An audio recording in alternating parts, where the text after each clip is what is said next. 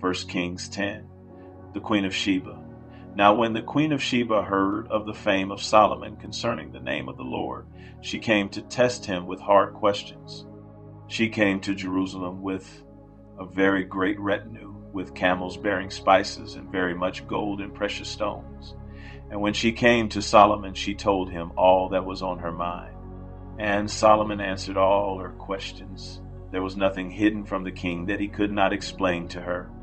And when the Queen of Sheba had seen all the wisdom of Solomon, the house that he had built, the food of his table, the seating of his officials, and the attendance of his servants, their clothing, his cupbearers, and his burnt offerings that he offered at the house of the Lord, there was no more breath in her. And she said to the king, the report was true that I heard in my own land of your words and of your wisdom, but I did not believe the reports until I came and my own eyes had seen it. And behold, the half was not told me. Your wisdom and prosperity surpassed the report that I heard. Happy are your men, happy are your servants, who continually stand before you and hear your wisdom. Blessed be the Lord your God, who has delighted in you and set you on the throne of Israel. Because the Lord loved Israel forever, he has made you king, that you may execute justice and righteousness. Then she gave the king 120 talents of gold, and a very great quantity of spices and precious stone. Never again came such an abundance of spices as these that the Queen of Sheba gave to King Solomon. Moreover, the fleet of Hiram, which brought gold from Ophir, brought from Ophir a very great amount of almug wood and precious stones. And the king made of the almug wood supports for the house of the Lord and for the king's house, also lyres and harps for the singers. No such almug wood has come or been seen to this day. And King Solomon gave to the Queen of Sheba all that she desired, whatever she asked, besides what was given her by the bounty of King Solomon. So she turned and went back to her own land with her servants. Solomon's great wealth. Now the weight of gold that came to Solomon in 1 year was 666 talents of gold, besides that which came from the explorers and from the business of the merchants, and from all the kings of the west, and from the governors of the land. King Solomon made 200 large shields of beaten gold. 600 shekels of gold went into each shield, and he made 300 shields of beaten gold. 3 minas of gold went into each shield, and the king put them in the house of the forest of Lebanon. The king also made a great ivory throne, and overlaid it with the finest gold. The throne had 6 steps, and the throne had a round top, and on each side of the seat were armrests, and 2 lions standing beside the armrests, while 12 lions stood there, one on each end of a step on the 6 steps. The like of it was never made in any kingdom. All King Solomon's drinking vessels were of gold, and all the vessels of the house of the forest of Lebanon were of pure gold. None were of silver. Silver was not considered as anything in the days of Solomon. For the king had a fleet of ships of Tarshish at sea with the fleet of Hiram. Once every 3 years, the fleet of ships of Tarshish used to come bringing gold, silver, ivory, apes, and peacocks. Thus King Solomon excelled all the kings of the earth in riches and in wisdom, and the whole earth sought the presence of Solomon to hear his wisdom, which God had put into his mind. Every one of them brought his present, articles of silver and gold, garments, myrrh, spices, horses, and mules, so much year by year. And Solomon gathered together chariots and horsemen. He had 1,400 chariots and 12,000 horsemen, whom he stationed in the chariot cities and with the king in Jerusalem. And the king made silver as common in Jerusalem as stone, and he made cedar as plentiful as the sycamore of the Shephelah. And Solomon's import of horses was from Egypt and Quay, and the king's traders received them from Quay at a price. A chariot could be imported from Egypt for 600 shekels of silver, and a horse for 150. And so through the king's traders they were exported to all the kings of the Hittites and the kings of Syria. 1 Kings 11. Solomon turns from the Lord. Now King Solomon loved many foreign women, along with the daughter of Pharaoh, Moabite, Ammonite, Edomite, Sidonian, and Hittite women, from the nations concerning which the Lord had said to the people of Israel, You shall not enter into marriage with them, neither shall they with you, for surely they will turn away your heart after their gods. Solomon clung to these in love. He had 700 wives, who were princesses, and 300 concubines, and his wives turned away his heart. For when Solomon was old, his wives turned away his heart after other gods, and his heart was not wholly true to the Lord his God, as was the heart of David his father. For Solomon went after Ashtoreth, the goddess of the Sidonians, and after Milcom, the abomination of the Ammonites. So Solomon did what was evil in the sight of the Lord, and did not wholly follow the Lord, as David his father had done. Then Solomon built a high place for Chemosh, the abomination of Moab, and for Molech, the abomination of the Ammonites, on the mountain east of Jerusalem. And so he did for all his foreign wives, who made offerings and sacrifice to their gods. The Lord raises adversaries. And the Lord was angry with Solomon, because his heart had turned away from the Lord, the God of Israel, who had appeared to him twice, and had commanded him concerning this thing, that he should not go after other gods. But he did not keep what the Lord commanded. Therefore the Lord said to Solomon, Since this has been your practice, and you have not kept my covenant and my statutes that I have commanded you, I will surely tear the kingdom from you, and will give it to your servant. Yet for the sake of David your father, I will not do it in your days, but I will tear it out of the hand of your son. However, I will not tear away all the kingdom, but I will give one tribe to your son, for the sake of David my servant, and for the sake of Jerusalem that I have chosen. And the Lord raised up an adversary against Solomon, Hadad the Edomite. He was of the royal house in Edom. For when David was in Edom, and Joab, the commander of the army, went up to bury the slain, he struck down every male in Edom for Joab, and all Israel remained there 6 months, until he had cut off every male in Edom. But Hadad fled to Egypt, together with certain Edomites of his father's servants, Hadad still being a little child. They set out from Midian and came to Paran, and took men with them from Paran, and came to Egypt, to Pharaoh, king of Egypt, who gave him a house and assigned him an allowance of food and gave him land. And Hadad found great favor in the sight of Pharaoh, so that he gave him in marriage the sister of his own wife, the sister of Tahpenes the queen. And the sister of Tahpenes bore him Genubath his son, whom Tahpenes weaned in Pharaoh's house. And Genubath was in Pharaoh's house among the sons of Pharaoh. But when Hadad heard in Egypt that David slept with his fathers, and that Joab, the commander of the army, was dead, Hadad said to Pharaoh, Let me depart, that I may go to my own country. But Pharaoh said to him, What have you lacked with me, that you are now seeking to go to your own country? And he said to him, Only let me depart. God also raised up as an adversary to him Rezon the son of Eliada, who had fled from his master Hadadezer, king of Zobah. And he gathered men about him and became leader of a marauding band after the killing by David. And they went to Damascus and lived there, and made him king in Damascus.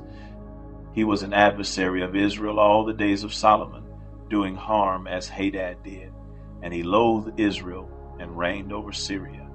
Jeroboam the son of Nebat, an Ephraimite of Zereda, a servant of Solomon, whose mother's name was Zeruiah, a widow, also lifted up his hand against the king.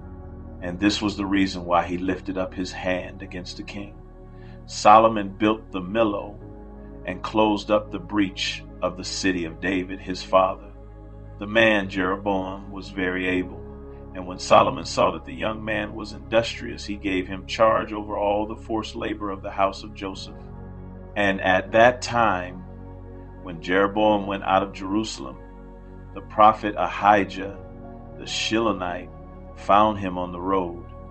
Now Ahijah had dressed himself in a new garment, and the two of them were alone in the open country. Then Ahijah laid hold of the new garment that was on him, and tore it into 12 pieces. And he said to Jeroboam, "Take for yourself 10 pieces, for thus says the Lord, the God of Israel, Behold, I am about to tear the kingdom from the hand of Solomon, and will give you 10 tribes, but he shall have 1 tribe, for the sake of my servant David and for the sake of Jerusalem, the city that I have chosen out of all the tribes of Israel, because they have forsaken me and worshipped Ashtoreth, the goddess of the Sidonians, Chemosh, the god of Moab, and Milcom, the god of the Ammonites. And they have not walked in my ways, doing what is right in my sight and keeping my statutes and my rules, as David his father did. Nevertheless, I will not take the whole kingdom out of his hand, but I will make him ruler all the days of his life, for the sake of David my servant, whom I chose, who kept my commandments and my statutes. But I will take the kingdom out of his son's hand, and will give it to you 10 tribes. Yet to his son I will give 1 tribe, that David my servant may always have a lamp before me in Jerusalem, the city where I have chosen to put my name. And I will take you, and you shall reign over all that your soul desires, and you shall be king over Israel. And if you will listen to all that I command you, and will walk in my ways, and do what is right in my eyes by keeping my statutes and my commandments, as David my servant did, I will be with you and will build you a sure house, as I built for David, and I will give Israel to you. And I will afflict the offspring of David because of this, but not forever. Solomon sought therefore to kill Jeroboam. But Jeroboam arose and fled into Egypt to Shishak king of Egypt, and was in Egypt until the death of Solomon. Now the rest of the acts of Solomon, and all that he did, and his wisdom, are they not written in the book of the acts of Solomon? And the time that Solomon reigned in Jerusalem over all Israel was 40 years. And Solomon slept with his fathers and was buried in the city of David his father, and Rehoboam his son reigned in his place. 1 Kings 12.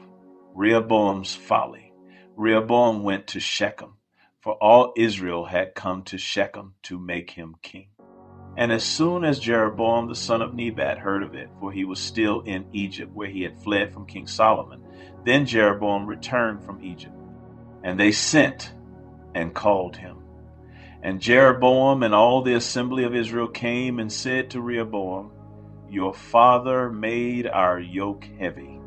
Now therefore lighten the hard service of your father and his heavy yoke on us, and we will serve you. He said to them, Go away for 3 days, then come again to me. So the people went away. Then King Rehoboam took counsel with the old men, who had stood before Solomon his father while he was yet alive, saying, How do you advise me to answer this people?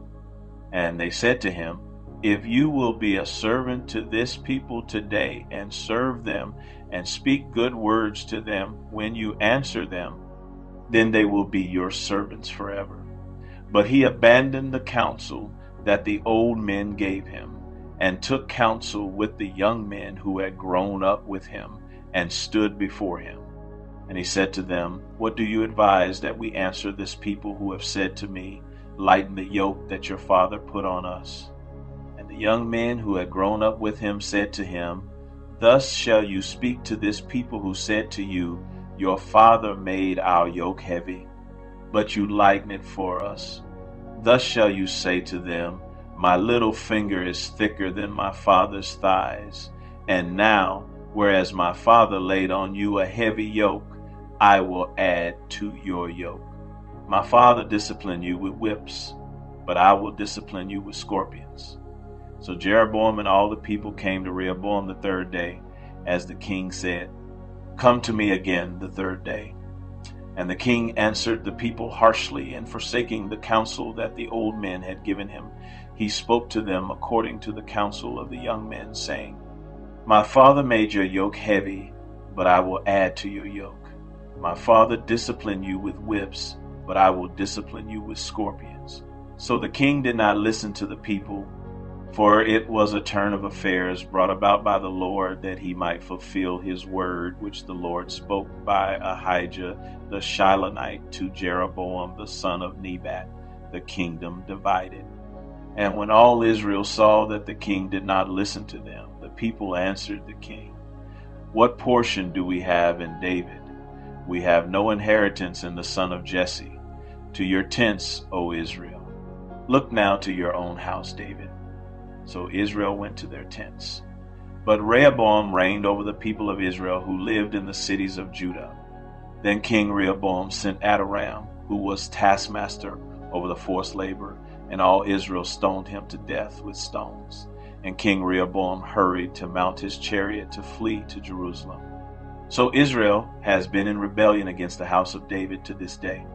And when all Israel heard that Jeroboam had returned, they sent and called him to the assembly and made him king over all Israel. There was none that followed the house of David but the tribe of Judah only. When Rehoboam came to Jerusalem, he assembled all the house of Judah and the tribe of Benjamin, 180,000 chosen warriors, to fight against the house of Israel, to restore the kingdom to Rehoboam the son of Solomon. But the word of God came to Shemaiah the man of God, say to Rehoboam the son of Solomon, king of Judah, and to all the house of Judah and Benjamin, and to the rest of the people, Thus says the Lord, You shall not go up or fight against your relatives, the people of Israel. Every man return to his home, for this thing is from me. So they listened to the word of the Lord and went home again, according to the word of the Lord, Jeroboam's golden calves. Then Jeroboam built Shechem in the hill country of Ephraim and lived there, and he went out from there and built Penuel.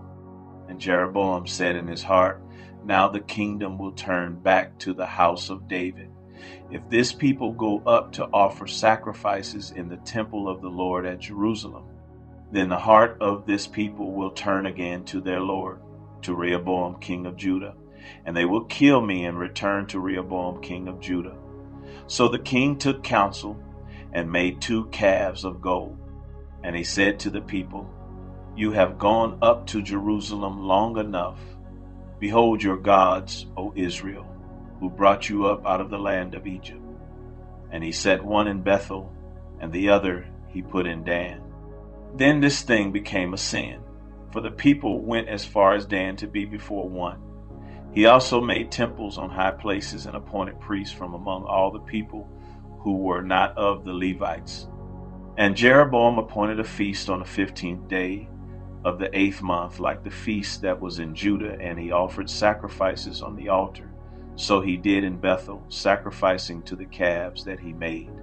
And he placed in Bethel the priests of the high places that he had made. He went up to the altar that he had made in Bethel on the 15th day in the 8th month, in the month that he had devised from his own heart. And he instituted a feast for the people of Israel and went up to the altar to make offerings.